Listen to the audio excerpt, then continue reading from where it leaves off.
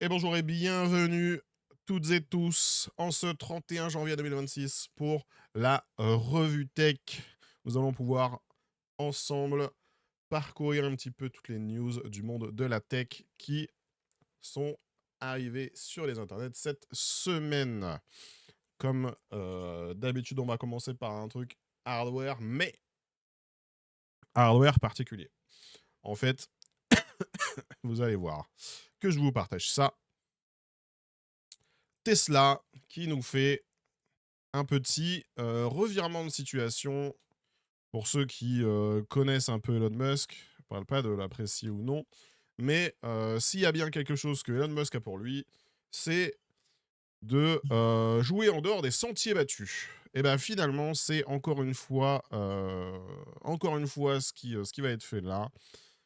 Une nouvelle tombe, Tesla va abandonner les modèles S et X pour, pour son robot Optimus. En fait, l'objectif visiblement serait de réorienter un petit peu l'industrie sur la robotique, sur l'IA, et on va faire des trottinettes branchées à un mur pour se déplacer. Non, pas vraiment. Pas vraiment, pas vraiment. Donc, donc ouais, une petite réorientation vers les robots humanoïdes, avec un lien forcément avec l'évolution de l'intelligence artificielle, etc. Donc c'est un virage très radical, hein, pour le coup. On sort des bagnoles, enfin on fait moins de bagnoles, on va vers un domaine tout autre finalement. Mais comme je disais, très peu étonnant de la part d'Elon Musk, qui est toujours aimé jouer un petit peu hors des routes. À voir si ça va payer ou pas. Je pense que s'il le fait, c'est qu'il a une certaine vision du truc et dans tous les cas, il y mettra les moyens. Mais, euh, mais sachez que d'ici le milieu d'année 2026, normalement, les modèles S et les modèles X vont complètement disparaître du catalogue Tesla. C'est une grosse annonce, hein, finalement, qui tombe malgré tout. Faire disparaître deux modèles de voitures complets, deux lignes de production, enfin, il n'y a pas que deux lignes de production, mais les lignes de production de deux modèles comme ça, c'est quand même un très très gros virage. À voir ce que ça donnera à l'avenir. Coucou Kiev, Elon Musk prépare des Gundam. Bah écoute, peut-être ça se trouve. Ça se trouve. Est-ce qu'il va tuer ses gosses qui s'appellent pareil? Je crois qu'il a pas d'enfant qui s'appelle modèle S, mais il a un enfant qui se rapproche à peu près de modèle X. Peut-être l'avenir nous le dira, ça se trouve, qui va aussi faire du ménage là-dedans. Je ne pense pas, mais on sait jamais. Donc on verra à suivre, hein, cette affaire de robot Optimus. On sait, Elon Musk, voilà, aime bien la tech, aime bien innover sur des nouvelles choses. Donc on verra. On verra. Après, il y a le Cybercab en préparation. Ouais, alors, ouais. Justement, dans la news, il parle par exemple de ce qui avait été fait avec le Cybertruck. Le Cybercab, on va dire que déjà les avis prévisionnels dessus sont assez mitigés. En plus de ça, quand on voit les retours sur d'autres modèles de véhicules automatiques, c'est pas toujours concluant. Est-ce que vraiment ça va faire la différence? Peut-être pas, peut-être ou peut-être pas. On verra, ouais, on verra. Mais pour l'instant, je pense que c'est une ligne trop mitigée pour qu'il y ait un vrai investissement en termes financiers, en termes de com, enfin global, sur ça. Euh, donc à voir. Je pense, à choisir entre les deux, je pense qu'il y a un meilleur move à faire justement en allant sur le côté robotisation, robot humanoïde et tout ça, plus que, euh, plus que l'automatisation des véhicules, cybercab et tout. On sait qu'il y a aussi Google qui est très impliqué dans ce truc-là, et en fait qui a déjà des soucis avec ça. Pardon, qui a déjà des soucis avec ça. Avec, c'est Waymo, je crois, chez Google, euh, où ils ont déjà eu des incidents, donc malheureusement c'est un sujet qui a un peu mauvaise presse. Je suis pas sûr que ce soit pertinent de s'y lancer à fond maintenant. Peut-être laisser redescendre un petit peu les visions défaitistes sur le sujet avant de s'y lancer. Pour moi, il développera, enfin, lui, pas personnellement, mais c'est un sujet qui sera développé, mais, euh, mais plus tard. Ils vont laisser un petit peu, je pense, le sujet retomber avant de s'y lancer pleinement. Donc on verra un petit peu ce que donnera ce sujet d'Optimus. Mais voilà, donc à suivre. Enfin, sur une marque multi à l'image de Mi. Peut-être, peut-être, peut-être. Je suis pas sûr, mais enfin, d'avoir une gamme unie d'appareils très divers, c'est pas, ouais, je suis pas sûr que ce soit très américain. C'est très, c'est très asiatique pour le coup. C'est un modèle très asiatique. C'est pas un modèle très américain. Il y a assez peu de chances à mon avis que ça parte là-dessus. Préféreront différencier les marques pour les différentes gammes de produits que de tout recouper sous la même coupe, je pense. Parce que le modèle américain, pour moi, enfin, regrouper tout sous la même coupe, c'est c'est mélanger des choses qui n'ont pas de sens entre eux et perdre peut-être on va dire, en crédibilité. Donc je suis pas sûr qu'ils feront une marque multi-produits, multi-gamme, tu vois, je suis pas certain en vrai. J'ai un gros doute là-dessus. C'est très peu américain comme modèle.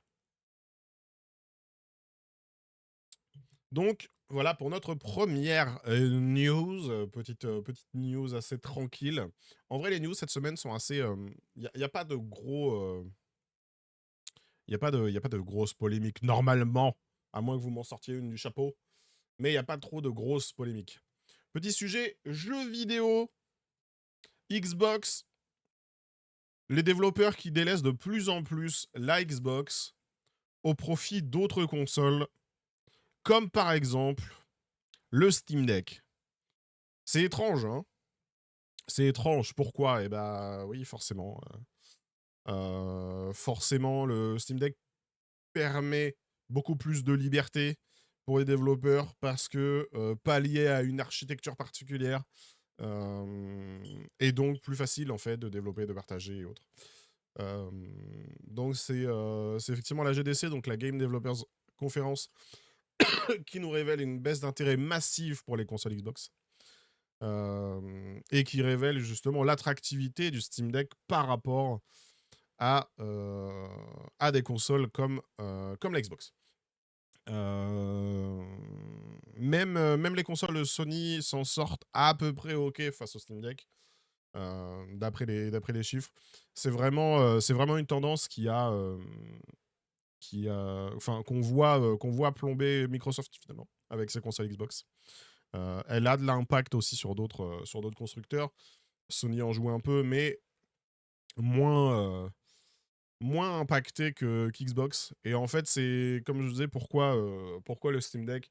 Pas forcément que le Steam Deck, mais on voit en fait un vrai essor des des consoles portables PC. Style Steam Deck, Asus ROG Ally, etc. Pour le coup, il y a un vrai essor de ce type de console-là. Pourquoi? Parce qu'on a une vraie puissance avec une portabilité voilà, qui est équivalente à celle de la Switch, par exemple.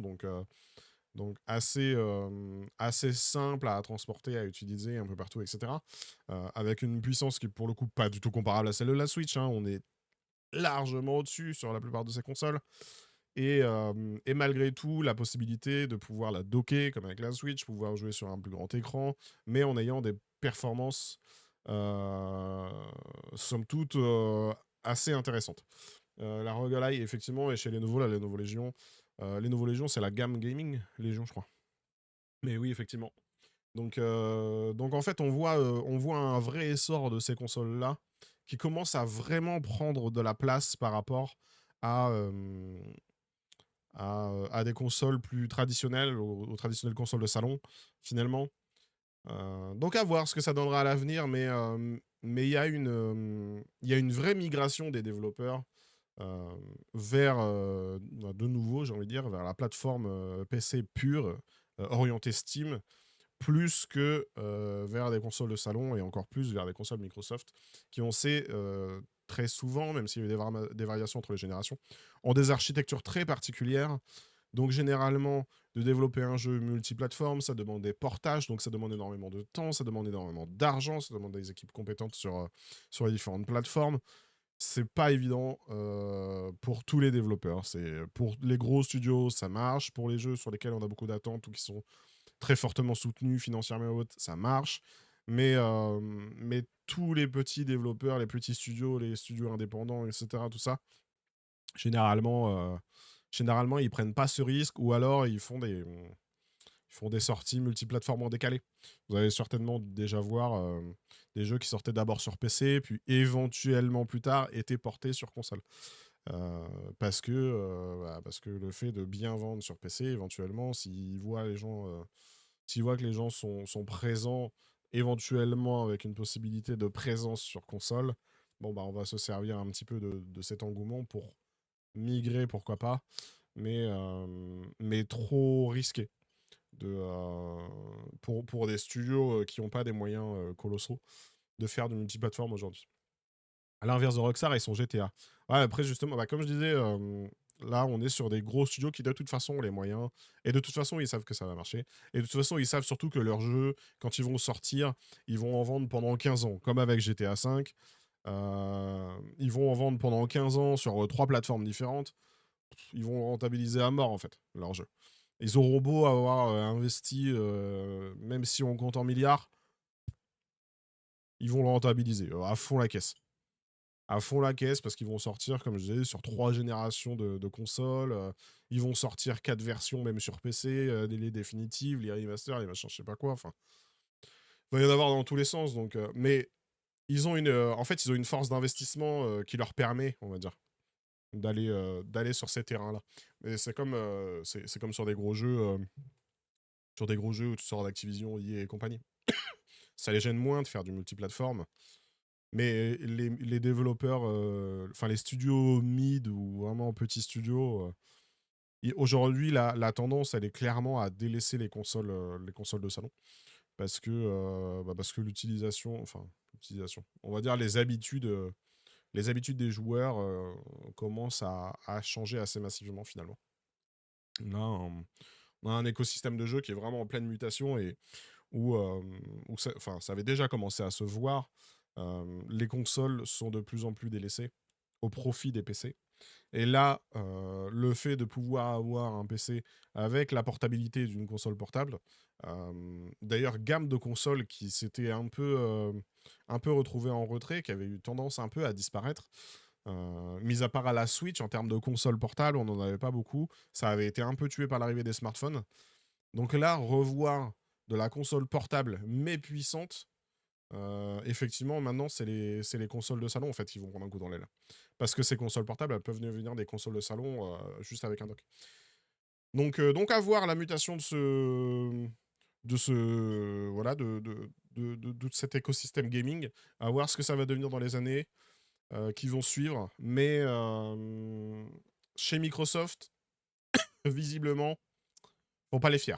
Ils sont pas très très sereins et ça se comprend. Ça se comprend parce que ils ont déjà eu bon, il y a déjà eu un peu les foudres chez Microsoft sur la partie Xbox depuis qu'ils ont changé le Game Pass. Là maintenant de voir la console délaissée, en sachant que le Game Pass est moins intéressant, ce qui était un des sujets qui faisait que l'environnement Xbox, que ce soit sur PC ou console, était intéressant, c'était d'avoir un abonnement abordable où tu pouvais avoir accès à beaucoup de jeux et où tu pouvais vraiment profiter pleinement de ta console sans que ça te coûte un bras. Euh, Ils ont déjà perdu effectivement cet avantage en partie avec l'augmentation des prix des différentes formules du Game Pass. Et là, se faire délaisser par une grande partie des développeurs, surtout comme je disais, des moyens et petits studios de développement qui en fait prennent énormément d'ampleur aujourd'hui par rapport aux gros studios. On voit beaucoup de gros studios en difficulté ces dernières semaines encore avec Ubisoft par exemple, où on sait que Activision est en difficulté avec le rachat qu'il y a eu dernièrement par le fonds d'investissement. Enfin, là, de se faire délaisser par, on va dire, les studios d'avenir du gaming, Euh, c'est de nouveau un coup dur pour Microsoft et à plus grande échelle au final pour les constructeurs de consoles de salon. Un move futur avec une sorte de Xbox portable version Stream Deck. S'ils le font pas, ils sont juste idiots. Et à mon avis, c'est un truc sur lequel ils travaillent. Mais je suis... Ouais. Je sais pas si c'est un truc qu'ils vont développer eux-mêmes ou en collab, je t'avoue. Est-ce qu'ils vont essayer d'aller chercher chez les constructeurs de PC gaming, enfin chez les constructeurs de PC qui ont des branches dédiées gaming pour sortir une collab, peut-être, ce qui leur permettrait peut-être de rattraper leur retard aussi sur, sur la console Steam Deck, ce qui leur permettrait de rattraper leur retard sur Asus et effectivement sur les Lenovo, à voir, je sais pas. Mais s'ils le font pas dans les années à venir, effectivement, ce serait une terrible erreur, je pense, pour leur section gaming.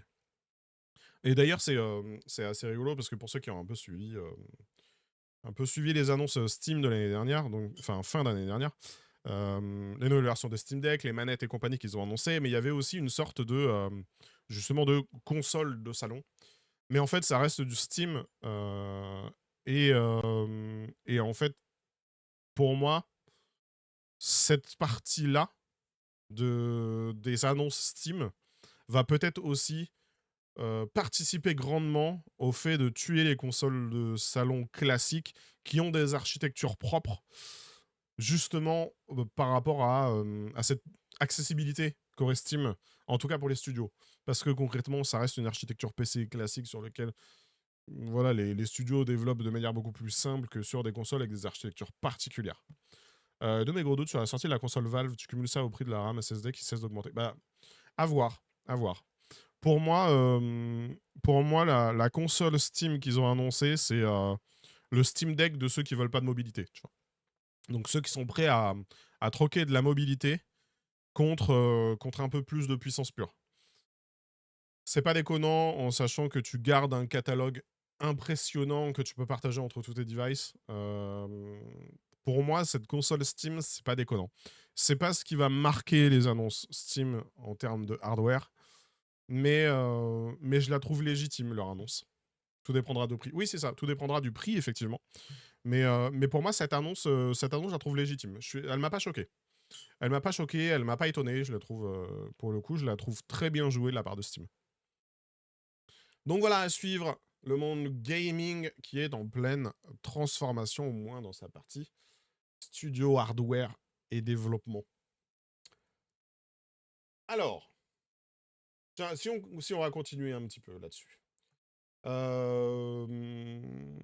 Intel qui nous fait un move compliqué. Est-ce que certains d'entre vous ont déjà, alors, entendu parler peut-être, peut-être que certains d'entre vous ont même en leur possession une carte graphique Intel Arc qui, en fait, en termes de rapport qualité-prix, sont, jusque-là, des cartes plutôt correctes pour du gaming qui offrent des stats assez bonnes.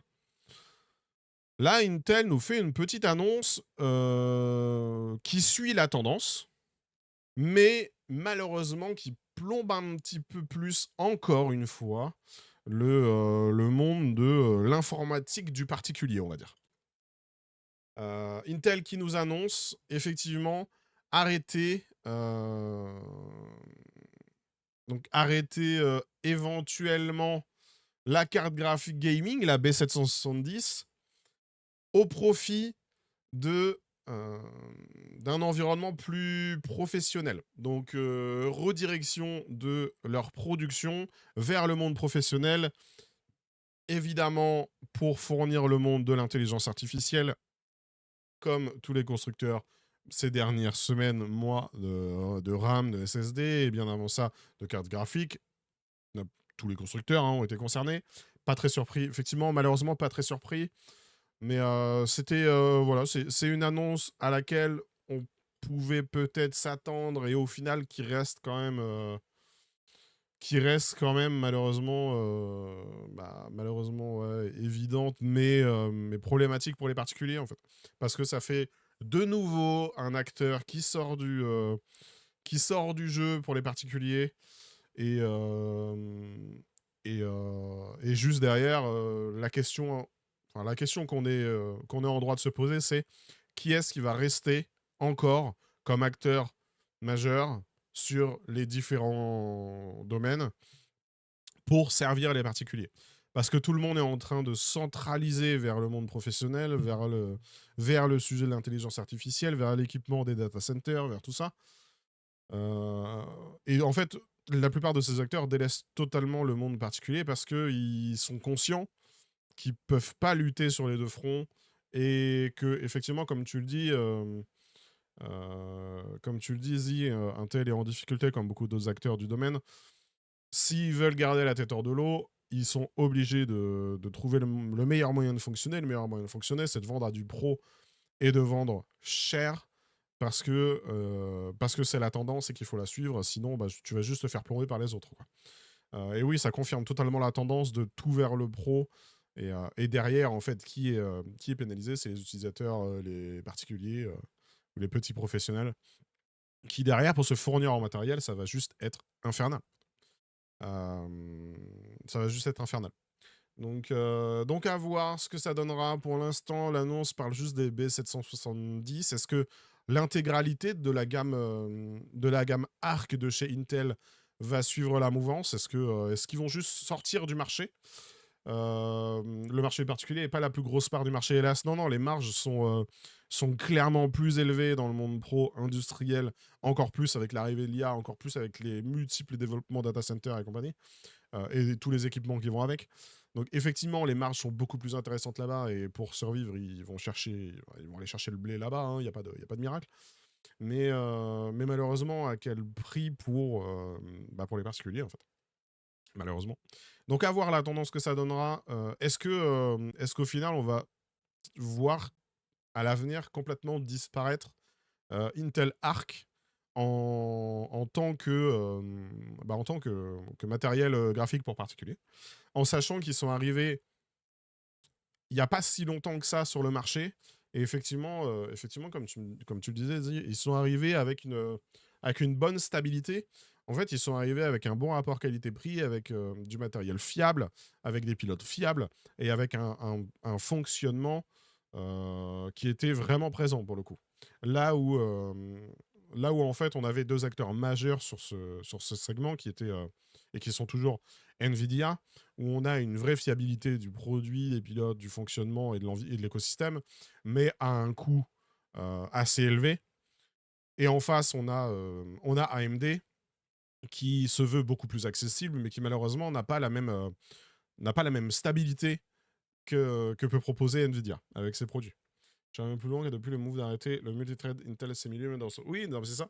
En fait, il y a des choix qui ont été faits par Intel, et c'est pour ça effectivement, comme tu disais, qu'on verra ce qu'ils vont devenir plus tard, étant donné qu'ils sont vraiment en difficulté pour le coup aujourd'hui. Mais il y a des moves qui ont été faits par Intel ces dernières années, qui en fait dessinent leur tendance de peut-être changer de direction. Euh, Ça a été une vision moyen-long terme, à voir si maintenant elle va payer. C'est pas exclu hein, que ça puisse payer, à voir. Après, est-ce que ça va payer pour uniquement le monde de l'industrie et que Intel va complètement sortir du scope pour le monde particulier, ou est-ce que juste leur move va les tuer de tous les côtés? Ça, pour l'instant, on peut pas encore forcément le prédire. On sait juste que pour aujourd'hui, aujourd'hui, ils sont encore en flux tendu. Donc à voir, à voir, à voir. À voir l'avenir. Mais voilà, malheureusement, on perd encore un acteur sur le segment gaming et plus largement que ça sur le segment particulier. Et bah, ça fait chier. Voilà. Tout ce qu'on a à dire, c'est que ça fait chier. Alors, peut-être que certains d'entre vous ont vu passer ça. Au début, beaucoup de personnes ont crié au piratage. Finalement, ça n'en était pas une. Qu'est-ce qui s'est passé ces derniers jours? Certains d'entre vous peut-être en ont été victimes ou ont vu des gens autour de vous en parler sur les réseaux ou autres. Oui, ça effectivement, parce que ça reste un sujet intéressant. Et on a un peu plus d'infos aujourd'hui, donc c'est intéressant de voir. Donc c'est effectivement intéressant. Ces derniers jours, beaucoup de personnes ont relevé le fait qu'ils avaient sur leur compte bancaire des prélèvements liés souvent à des paiements qui étaient déjà passés, voire qu'ils n'avaient pas passé. Pour dégrossir un peu le truc. Beaucoup sont remontés sur le fait que ces paiements en question étaient peut-être liés à Vinted, étant donné qu'il y avait beaucoup de corrélations des différentes personnes impactées qui amenaient à ça. Ça s'est transformé en mince, Vinted a été piraté, on a des prélèvements qui viennent de Vinted, etc., etc., etc. En fait, enquête avançant, il se trouve que c'était pas du tout le cas. A été mis en lumière le fait que finalement, ce serait visiblement des bugs qui auraient provoqué ça, des bugs sur les systèmes de transactions bancaires. Un domaine sur lequel on imagine très peu avoir ce genre de bug. Et pourtant, depuis mardi, beaucoup de personnes sur différentes banques, donc on peut voir du Boursorama, du Crédit Coopératif, de la Caisse d'épargne, de la Banque Populaire, ont vu des transactions erronées apparaître à tort sur leur compte, allant de petits montants à un peu plus gros montants. Donc le groupe BPCE a réagi, d'ailleurs Crédit Agricole pas du tout impacté, effectivement c'était plus, ça s'est plus centralisé autour de ce qui était caisse d'épargne et affiliés, et au final il se trouve que de ce que j'ai cru comprendre, c'était lié au Crédit Mutuel, du coup, plus précisément. Au Crédit Mutuel et du coup, ceux qui sont affiliés à cette branche du Crédit Mutuel-là ont aussi été impactés. Donc, effectivement, Caisse d'épargne, certaines branches de la Banque Populaire ont été impactées. Donc, c'est en train de rentrer dans l'ordre. La communication fait que toutes les personnes qui ont été impactées ont été prévenues. Ne vous en faites pas. C'est en cours. Ça va rentrer dans l'ordre. Pardon. Ça va rentrer dans l'ordre. Donc rien de particulier à faire. Ils sont en train de traiter les différentes transactions visiblement de leur côté, mais ouais. Pour l'instant, pas beaucoup plus d'infos que ça. On a juste plus d'infos sur la source du problème, mais pas plus d'infos sur ce qui a pu provoquer éventuellement ce bug. Mais malgré tout, ça reste pas anodin parce que le système bancaire, ça reste un des systèmes, on va dire, qui est forcément les plus surveillés, etc. Mais parce qu'il y a un enjeu financier extrêmement important, comme on peut le voir là, du coup. Le moindre petit problème, ça peut avoir des conséquences absolument immenses. Donc jusque-là, ce genre de problème, on a été, on va dire, on a été assez protégés parce qu'on n'a pas forcément vu énormément de problèmes de ce type-là. Là, effectivement, de voir un bug, alors d'un côté, c'est rassurant parce que c'est pas un piratage, c'est pas une fraude massive, c'est pas ce genre de choses. Donc, c'est pas une attaque, c'est pas un incident lié à un danger ou autre. C'est simplement un bug de fonctionnement, mais malgré tout, effectivement, ça montre une fragilité quelque part où, où là, bah ouais, va falloir investiguer. Parce que c'est un système sur lequel on attend justement de ne pas avoir ce genre de choses. Donc, à voir ce que ça donnera à la suite. Une fois qu'on aura un peu plus d'infos là-dessus. Mais effectivement, pour toutes les personnes qui ont été impactées, surtout, euh, eh ben, vous avez rien à faire. La situation est sous le contrôle désormais. Apparemment, ça a pu être identifié. C'est en cours de traitement. Donc voilà. Mais oui, assez impressionnant de voir la vague sur les réseaux sociaux, hein, la vague de crainte montée de la part des gens, ce qui est légitime en fait. Tu as des prélèvements qui bottent à peu près partout, et puis en fait, tu vois très vite que t'es pas le seul, que ça commence à prendre une ampleur assez importante. C'est vrai que c'est assez compliqué de se dire: «Mince, mince, mince, mince, tu perds de la thune sans comp» bah oui, c'est ça. Tu perds la thune sans comprendre pourquoi, parfois de grosses sommes et en plus tu vois que tu es clairement pas seul. Et là, il y a effectivement moyen de se poser des questions, de se dire: «Bah, OK, donc qu'est-ce qui se passe? Je suis en train de perdre mon argent, très bien. Est-ce que quelqu'un est en train de faire quelque chose?» Super. Encore un coup d'un stagiaire. Ouais, j'espère pas parce que sinon lui son stage, bah, il peut changer de branche, quoi. Je pense que c'est foutu pour lui, hein. Je pense qu'il est grillé partout, lui.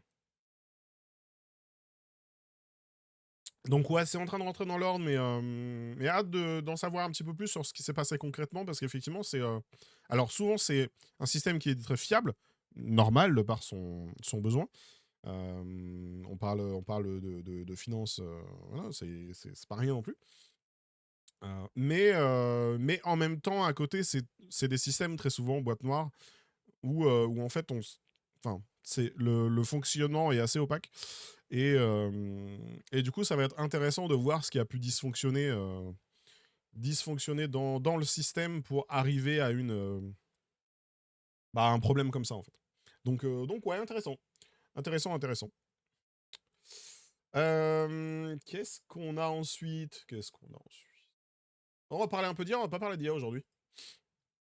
On n'a pas parlé un peu d'IA aujourd'hui. Encore Google qui fait des siennes. Google qui fait des siennes sur un terrain où il n'était pas spécialement attendu, mais où, en fait, on va encore avoir un petit sujet d'éthique.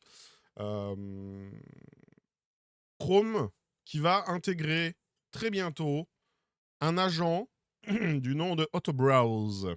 Pour ceux qui ont vu passer la news, qu'est-ce que Autobrowse? C'est un agent IA qui va pouvoir, pas permettre, mais qui va pouvoir surfer sur le web à votre place. Donc l'objectif, c'est de pouvoir réaliser des tâches complexes sur Internet sans aucune intervention manuelle de l'utilisateur.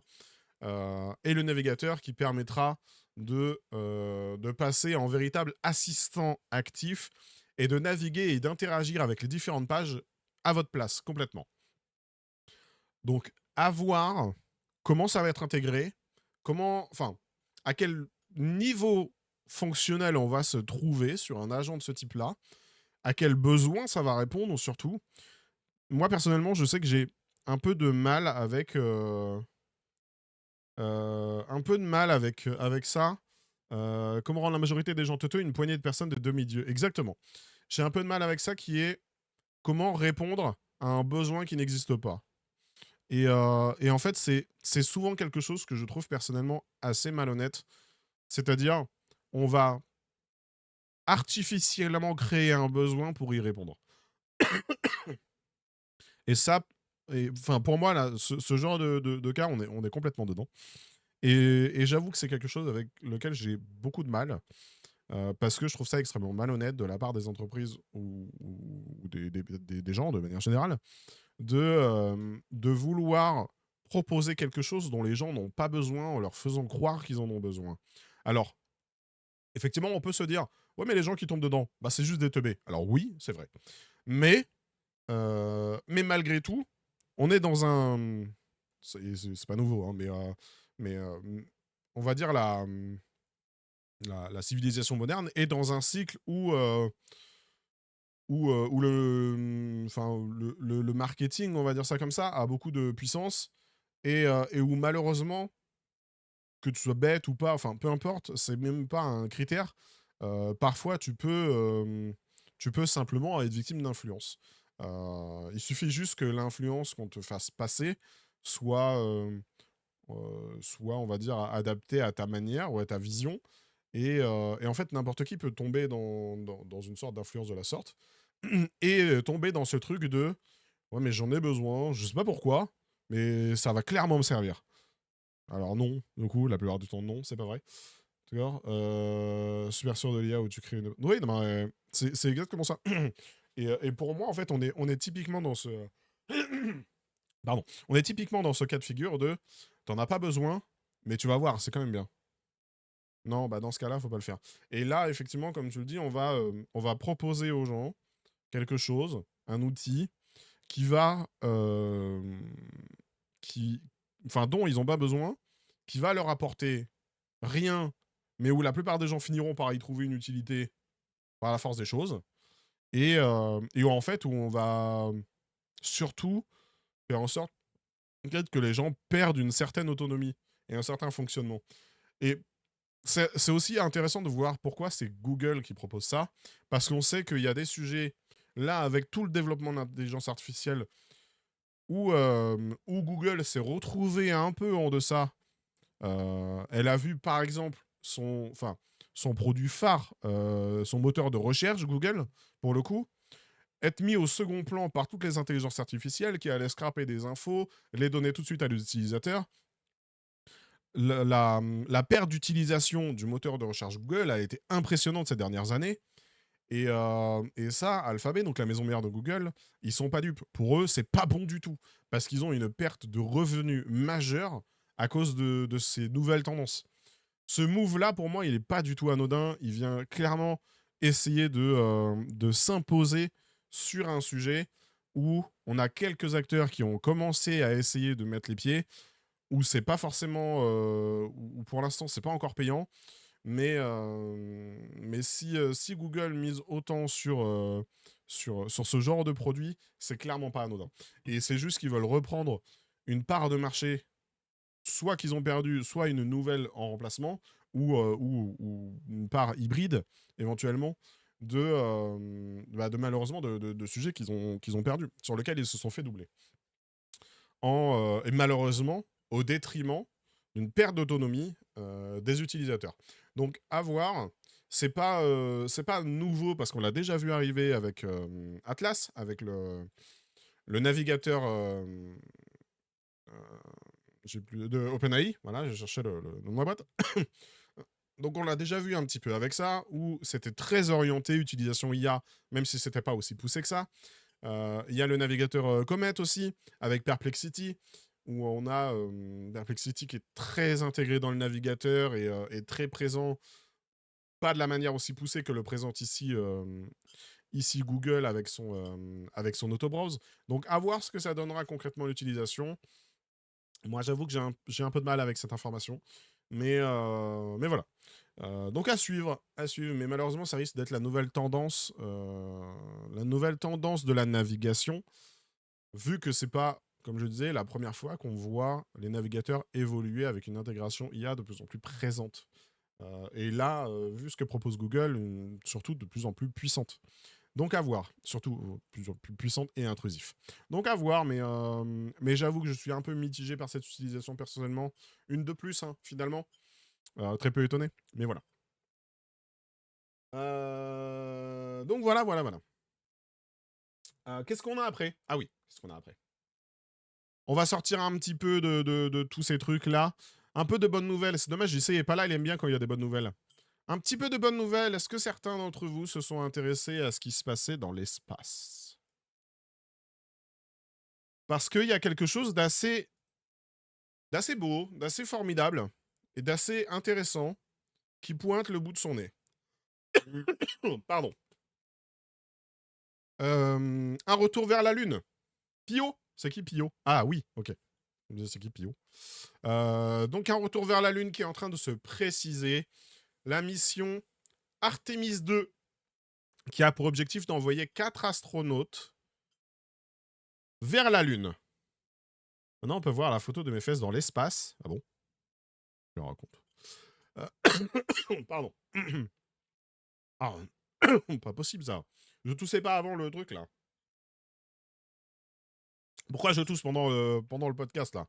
Voilà, bref. Donc la mission Artemis 2 qui a pour objectif d'envoyer 4 astronautes sur la Lune. En tout cas, en direction de la Lune. Ça fait plus de 50 ans pardon, que ça n'a pas été fait. Donc, 4 astronautes qui vont pouvoir reprendre la direction de la Lune avec, pour la première fois depuis 50 ans, un non-américain qui va aller vers la Lune. Effectivement, dans les 4 astronautes, il y a un Canadien. Donc, pour la première fois, un non-américain. C'est notable, malgré tout. Donc, voilà. Donc la mission Artemis 2 qui entre dans sa phase finale de préparation. Pardon. Ah, pardon, je suis désolé. Donc qui rentre dans sa phase finale de préparation. Ils vont pouvoir partir à bord d'une capsule Orion. Ils vont effectuer un petit survol lunaire, étape cruciale, pour valider tous les systèmes de survie et navigation avant que l'humanité ne pose à nouveau le pied sur le sol lors de missions suivantes. Donc la première étape d'une mission qui, à terme, devrait de nouveau pouvoir faire marcher des gens sur la Lune. Au moins, ça fera, effectivement, taire les conspis. Enfin bref. Donc on verra. Envoyer des gens, c'est bien, techniquement, c'est un super défi. La question, c'est pour y faire quoi? Qu'est-ce qui pourrait nécessiter la présence humaine plus que celle d'un rover? Or, la com de on peut encore le faire. Ne l'écoute pas. Effectivement, pourquoi ça n'a pas été fait jusque-là? En grande partie, c'était bah, pourquoi faire, en fait. C'était clairement pour cette question. Aujourd'hui, oh, putain. Aujourd'hui, il peut certainement y avoir un vrai intérêt à réenvoyer de nouveau des gens sur la Lune. Déjà, la manière dont il le présente, c'est surtout, on va faire un survol lunaire, comme je le disais, pour pouvoir valider tous les systèmes de survie et tous les systèmes de navigation qui, en fait, depuis 50 ans, ont bien évolué. Donc, voir si, effectivement, en condition d'une mission habitée, est-ce que tous ces systèmes et tous ces appareils sont viables, sont fonctionnels. Ça va déjà être un des premiers points. Parce que envoyer un rover, c'est bien. C'est super. Effectivement, ça peut permettre de faire des relevés, de faire, etc. C'est très bien. Mais malgré tout, enfin, une partie, on va dire, de l'aventure spatiale, ça va aussi être une expansion, finalement. J'ai envie de me mettre des patates tellement j'en ai ras le cul de tousser. Ça va être une extension. Extension, ça veut aussi dire y aller physiquement, envoyer des gens. Tu vois. Éventuellement, pourquoi? On en est loin, c'est un doux rêve, etc. Mais éventuellement, pourquoi pas pouvoir y installer des infrastructures. Mais pour tout ça, tu as des étapes. Avec ce qui s'est fait il y a 50 ans, on a pu marcher sur la Lune, c'est très bien, mais tu vas y marcher une poignée de minutes et puis rentrer, enfin, même 1 heure, 2 heures, on s'en fout. Ça a aucun intérêt. Pouvoir y emmener des appareils et des gens et un vaisseau en l'occurrence habité, là aujourd'hui ça va prendre tout son sens parce que la technologie a évolué et là tu vas pouvoir vraiment en condition voir quel impact tu vas avoir d'avoir un survol, d'être proche de la Lune, d'y rester un certain temps, d'avoir des gens aussi qui y restent un certain temps, etc. Donc ça va surtout permettre des relevés matériels, humains, et avec du matériel qui transporte des humains, ce qui jusque-là n'était pas forcément le cas. Donc pour moi, ça a en premier lieu ce sens-là, tu vois, je pense. En tout cas, c'est ma vision du truc. À, à voir ce qu'ils en tireront à terme. Mais en tout cas, ça reste une bonne nouvelle. Depuis 50 ans, de nouveau, on va pouvoir s'approcher de la Lune. Et en plus, avec une personne non américaine. Et ça, c'est bien. Donc voilà. Donc à suivre ce sujet qui risque d'être très intéressant dans les années à venir. Parce que ça, c'est, comme je disais, c'est qu'une étape, en fait, de la mission complète. Enfin, pas de la mission complète, mais de l'objectif complet. D'effectivement s'approcher de la Lune. Du coup, voilà.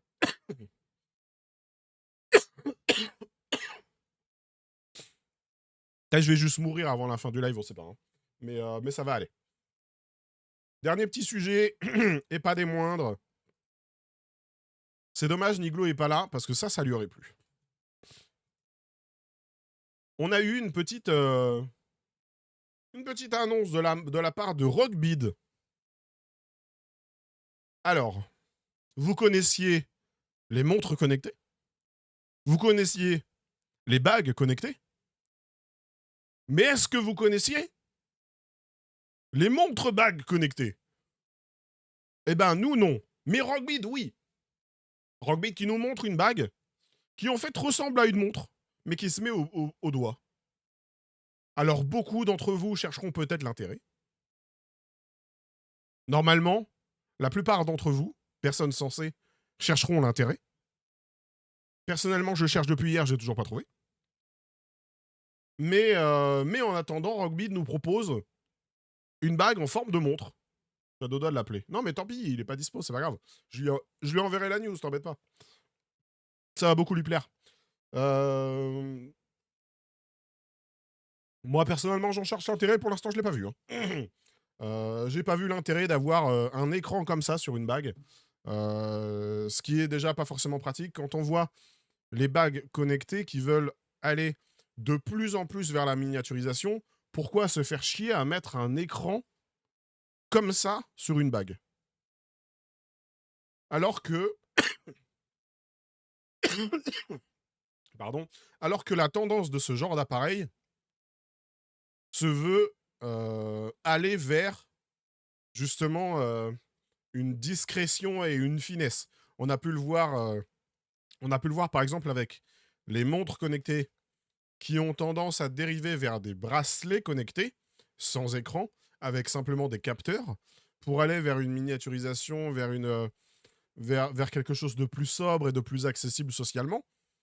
Comme je disais, sur les bagues connectées, où on a pu voir que ça se dirigeait vers quelque chose aussi de plus sobre, de plus fin, surtout pour une bague. Tu vas voir que tu vas avoir autour du doigt, c'est toujours galère d'avoir un truc d'un centimètre d'épaisseur. Enfin, c'est chiant en fait. Donc on est dans cette optique-là. Et Rockbit, il s'est dit, nous, on n'en a rien à carrer de tout ça. On va faire une bague avec un écran dessus. Voilà, vous avez les images. Je vous laisserai éventuellement apprécier ou non. Après, c'est pas très cher. Hein, c'est pas très cher, c'est déjà dispo à 50 balles. C'est 50 balles, c'est pas cher. 50 balles. Bon, après, en termes de capteurs, etc., bon, on n'est pas non plus. On n'est pas non plus. Voilà, hein, mais c'est pas de la haute technologie. Hein. Mais bon, voilà. Hein, intérêt autant que d'envoyer des gens sur la Lune. Moins, à mon avis, beaucoup moins. Beaucoup, beaucoup moins, à mon avis. Donc voilà. Voilà, c'était un des trucs que je voulais partager avec vous. Ah si, il y a un autre truc, j'ai pas fait un article là-dessus. Est-ce que vous voulez que je partage un autre truc avec vous? Certains d'entre vous, les plus sensés et les plus éclairés, vous serez peut-être de mon avis. Vous avez peut-être suivi ces derniers jours notre cher gouvernement français qui a voté à l'Assemblée nationale l'accès aux réseaux sociaux pour les moins de 15 ans avec une vérification d'identité. Est-ce que vous avez suivi ça? C'est qu'une étape, encore une fois. Je vous ai pas fait une news là-dessus. Parce que sinon, je sais très bien comment ça allait finir. Mais peut-être que certains d'entre vous l'ont vu. Si vous ne l'avez pas vu, a été voté à l'Assemblée nationale une vérification pour l'accès des réseaux sociaux pour limiter l'accès aux jeunes de moins de 15 ans. Réseaux sociaux incluant bien sûr toute une sorte, enfin tout un panel, on va dire, de sites allant de Facebook, Twitter, Instagram à YouTube et compagnie. Tous sont considérés comme des réseaux sociaux finalement. Eh bien, comme a été fait pour entre autres les sites pornographiques, l'identité sera éventuellement, en tout cas, c'est en voie, c'est pas encore voté définitivement, mais c'est en cours, sera désormais nécessaire à la vérification d'identité pour pouvoir accéder à ces plateformes. C'est super pour la liberté, pour la protection de la vie privée, etc. Et surtout pour le fait que tout transitera par, bien sûr, un contrôle étatique à terme. Révolte. Non. Une petite vérification de qui va où. Exactement, encore une fois. En fait, moi, ce qui m'énerve le plus, c'est la malhonnêteté. Là, il y a un aiglon. Moi, ce qui m'énerve le plus, c'est la malhonnêteté du discours. Et surtout, on va dire, l'ouverture d'esprit non présente de la plupart des gens. Enfin, pas la plupart des gens, mais d'une bonne partie des gens. Parce qu'il y a des gens avec qui j'ai pu discuter de ces sujets, et c'est pas nouveau, c'était déjà le cas avec le sujet du contrôle sur les sites pornographiques, où le discours du gouvernement qui est « mais non, mais c'est pour protéger les jeunes, etc. », c'était le même quand la vérification d'identité a été mise sur les sites pornographiques. Et en fait, il y a beaucoup de gens qui sont là « bah ouais, non, mais effectivement, c'est super pour protéger la jeunesse. Ouais, alors retire tes œillères et réfléchis. Si tu imposes un contrôle pour que les jeunes ne s'y connectent pas, ça implique qu'en fait tout le monde va devoir y passer par ce contrôle, et donc tout le monde euh, va devoir justifier de son identité pour accéder à ces plateformes. Ça a commencé par les sites pornographiques, c'était très bien, mais en fait ça a simplement mis une brique de fondation pour la suite, qui aujourd'hui se développe sur les réseaux sociaux, et qui en fait à terme va encore évoluer sur plein d'autres choses qui vont devenir de plus en plus gênantes, mais eh ben ce sera trop tard, bande de gros débiles. Voilà tout ce que j'ai à dire. Ivre, faut-il mettre un VPN sur la bague? Exactement, parce que tu as mentionné, entre autres sur mon Discord, Keridan, la ministre du numérique a clairement annoncé sa prochaine cible.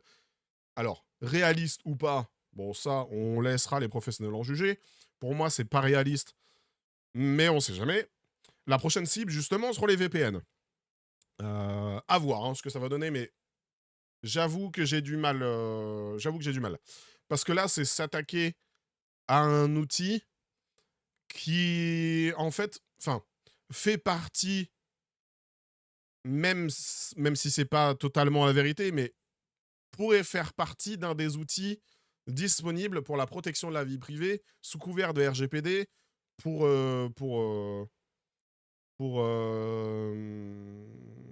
merde, enfin pour les particuliers, enfin bref, c'est pour moi ça c'est pas inimaginable. Peut-être pas maintenant, mais c'est pas dit que ça n'évolue pas. Pardon. Donc à voir ce que ça donnera. Déjà, voilà, si jamais vous avez le cœur militant, n'hésitez pas à aller éventuellement, pourquoi pas, greffer une pétition pour que ces conneries arrêtent, même si on sait que ça n'a jamais aucun impact. Il y a un moment, hein, si ça avait de l'impact, ça se saurait depuis le temps. Mais bon, je trouve ça quand même assez fou. Et comme je disais tout à l'heure, en fait, on est sur une malhonnêteté pure de se cacher derrière des sujets où c'est calculé exprès pour pouvoir entrer sur ces sujets un peu difficiles pour les gens, en se cachant justement sous la protection des enfants, etc. Se cacher sous ouais, mais ça réduira le harcèlement, ouais, mais ça réduira la violence, ouais, mais nanana. C'est des conneries. C'est vraiment simplement. Pour moi, ça, c'est une clé passe-partout ou c'est un bouclier pour se protéger, pour cacher un peu la vérité, mais c'est ultra malhonnête. Et en fait, qu'on ait de la malhonnêteté comme ça de la part des industriels, ils veulent faire du chiffre. On s'en bat les couilles. On le sait. C'est malhonnête, mais on le sait, ils veulent faire de la thune. Mais d'avoir une malhonnêteté pareille de la part du gouvernement, c'est pas étonnant non plus, mais je trouve ça encore pire. Personnellement, je trouve ça encore pire. S'attaquer à la jeunesse quand ils sont pas foutus de contrôler le contenu des pubs sur les sites mainstream. Oui, non, mais c'est ça. Et en fait, enfin, comme je dis, c'est ultra malhonnête parce que c'est. En fait, j'ai vu des discours, pour le coup, moi, qui m'ont un peu mis hors de moi, et c'était vraiment. Bah, l'État va prendre les responsabilités que les parents n'ont pas su prendre. Va te faire enculer, en fait, déjà. Déjà, commence par aller te faire foutre. Déjà. Enfin. Tu crois en plus que c'est en agissant sur ça, précisément, que tu vas prendre une responsabilité que les parents n'ont pas pris? Non, c'est débile. Le discours est complètement con. Juste, va te faire foutre et assume. Et assume que tu as perdu le contrôle d'Internet, que tu veux avoir un contrôle sur l'utilisation d'Internet et des réseaux, etc., des gens. Juste assume-le. Parce qu'en fait, aujourd'hui, il y a un grand nombre de gens qui veulent pas le voir malgré que ce soit le cas, mais qui vont finir par le voir même. Bon, ils finiront par le voir quand ce sera trop tard. Juste assume, en fait. Assume-le. Et dans ce cas-là, on te dira tous d'aller te faire enculer. Parce que pour l'instant, bah, ça va juste se faire granulairement. Et quand le plus grand nombre finira par effectivement se poser des questions et se dire Ah tiens, tiens, tiens, bah, c'est bizarre, pourquoi, maintenant, on nous empêche de faire, tout ce qu'on veut? Bah, parce que ça a commencé déjà il y a 3 ans, 4 ans, 5 ans et puis que tu pas bougé ton cul, en fait. Donc voilà. J'en ai pas fait un sujet, dans la revue tech parce que sinon, ça allait déborder, c'était sûr. Enfin bref, c'était important d'en parler malgré tout. Donc voilà. Merci beaucoup à toutes et tous d'avoir suivi la revue tech de ce 31 janvier 2026. On se retrouve samedi prochain, comme d'habitude, aux alentours de 14 h sur Twitch. Passez une bonne fin de week-end, une bonne semaine et ciao!